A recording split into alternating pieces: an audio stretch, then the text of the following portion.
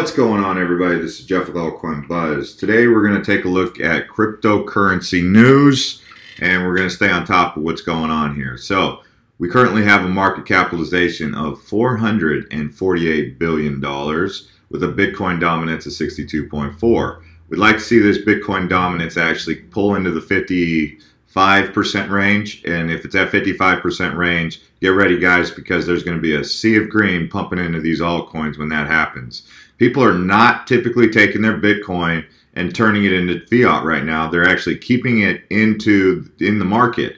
Bitcoin, what we want to see is Bitcoin kind of calm down a little bit, give us a chance to breathe so we can get some injection of cash into these altcoins, which is going to benefit you because if you're anything like me, you have your Bitcoin position and you're also heavily invested in altcoins, the altcoin technologies, the applications on the Ethereum network and some of these other platforms that are developing that we're really big on, like IOTA, but we're looking for the next IOTA in the list, so to speak. We're looking for the Vertcoin surge that's coming. We're looking for Omise Go's run, Lisk run, Qtum. We're looking for some of these 10x runs. You know, we're waiting on these cryptocurrencies to have a Power Ledger type run, like Power Ledger had, or IOTA, you know. So we're really just kind of holding tight here, waiting for the money to pour over from Bitcoin into the altcoins. So with all that being said, let's take a look at the rest of the news that's going to involve Litecoin. Let's take a look here. So we have this line item here: Super Bitcoin hard fork to launch Tuesday to make Bitcoin great again. Oh gee, what is it? How would you say that? It's not MAGA, it's MBGA. Anyways, so one of the handful of forks due to diverge from the Bitcoin Core chain this month. Super Bitcoin is a Chinese effort looking to optimize Bitcoin through measures such as Lightning Network and an 8 megabyte block size. The new chain's network snapshot is set for block 498.888 to occur during Tuesday, December 12th. So the best place to have your Bitcoin in order to get your coins, or if they take a snapshot, that means they're looking to give you some Bitcoin for it. So you're going to have your Bitcoin on probably in a wallet is the best place to have it. The only exchange that I've known to be even loyal or honest about it or cool about it, it's not even about being honest, it's about just being cool about it, is Binance. But I don't have any information outside of just knowing that there's a hard fork coming and they're doing a snapshot. Typically, the only safe place to keep your Bitcoin for a hard fork to get the forked coin would be in a wallet. And I don't know. I mean, a hardware wallet is probably best, but you could keep it in Jax or something like that. Now, the next line item, this guy right here, he's a CNBC guy, but there's nothing, he doesn't put his neck on the line, he doesn't put himself out there, but they like to give him credit like he does. There's nothing against him, but his name's Dave Chapman, and he's saying that he thinks Bitcoin will see $100,000 in 2018. They're kind of using him as like this, you know, this predictor. But if you watch this video, you realize he's really not a predictor. He's really not even interested in being a predictor, but they're putting him out there for these sensationalized headlines. He says he's more interested in the tech and the opportunity for financial inclusion that Bitcoin and cryptocurrency brings, not necessarily in the actual price, which is true, and that's noble. But, you know, CNBC putting the headline out there saying $100,000 Bitcoin in 2018. This guy, when he's interviewing him, he says, how about a 7-figure Bitcoin?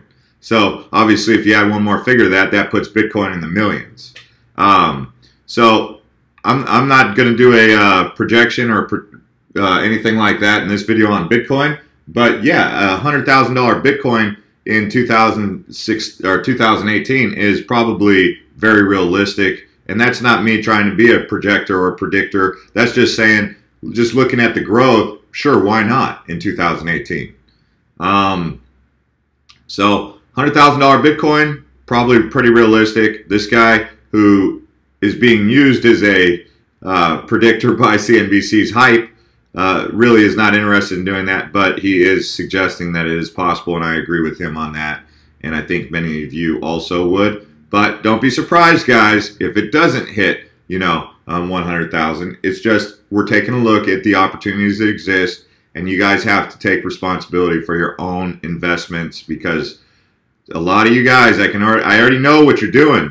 You're thinking that everyone else is making the decisions for you, and you get all happy and excited when it comes out correct, and then you get all sad and depressed when it doesn't, and then you start blaming other people. So that's not going to work. You just need to be more. You need to stand on your own 2 feet and take responsibility for what you're doing and saying this is something you believe in also. With that being said, Bitcoin futures suggested breakneck price gains to slow. So Bitcoin futures now hitting the market on Sunday at 15,460 by midday on Monday. In New York, it was trading at 17,780, roughly 10% above Bitcoin spot price of 16,335 on the Bitstamp exchange.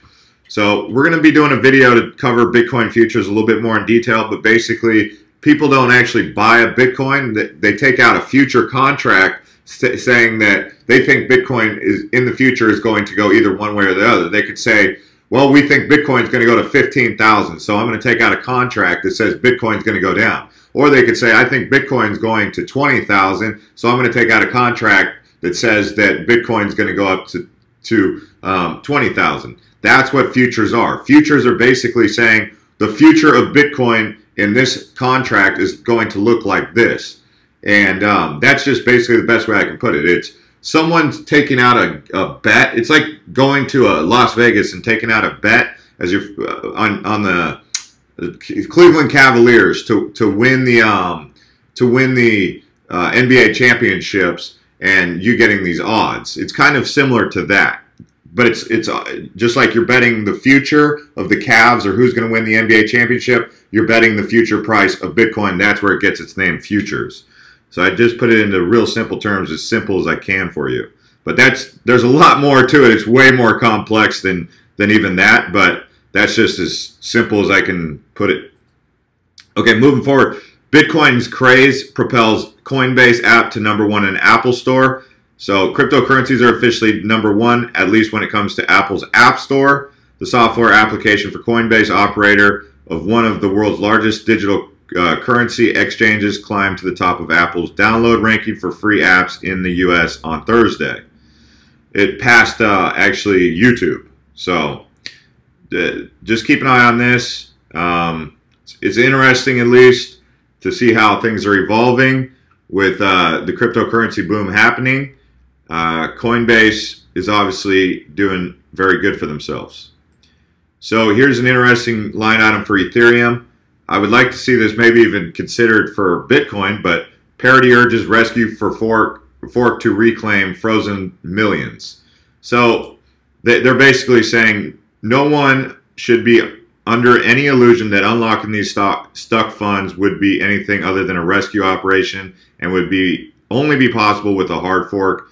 What they're basically saying is people who lost Ethereum through a glitch or a technical error should have a way to recover or recoup their lost funds. As you know, there's a large portion of Bitcoin. I don't know the exact number, and I don't think anyone knows the exact number of Bitcoin that has been lost, but they've said it's anywhere between 3 million Bitcoin that are currently just gone forever.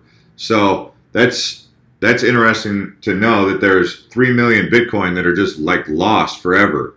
And I don't know the exact number, so don't quote me on that, but you can look it up. But it would be interesting to think, like, if you're one of those people who way back when were mining Bitcoin and you lost it, and now they're saying that they could recover it, that would be a pretty cool thing. Obviously, this is an Ethereum fork, but what if they considered that for Bitcoin?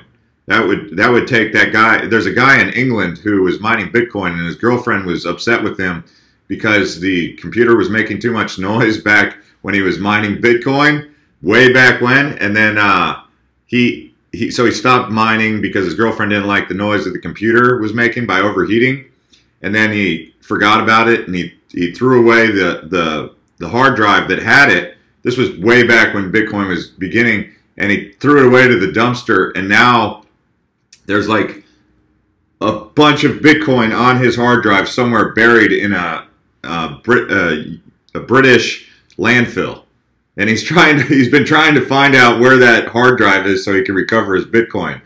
But there's stories like that out there. That's like a modern day gold rush, right? You ever heard of the Lost Dutchman gold mine that people go looking for out in Arizona in the Superstition Mountains? So, you know, it really is one of those kind of stories, finding a hard drive with Bitcoins on it. Anyways, moving forward, guys. So, with all that news about Bitcoin surging, Coinbase surging, Litecoin has definitely felt the benefits of that. There's some people who are speculating that because Coinbase is the #1 most downloaded app on the Apple Store right now, being that Litecoin is a cheaper alternative to Bitcoin, that has helped fuel the price of Litecoin. But if that was the case, also you would be seeing a massive uptick probably in Ethereum. But these are just speculations on why Litecoin's going up. Another one is that because Litecoin uses the Lightning Network, people are using Litecoin because of lower fees and faster transaction times to make their exchanges and their transactions more efficient at a cheaper rate.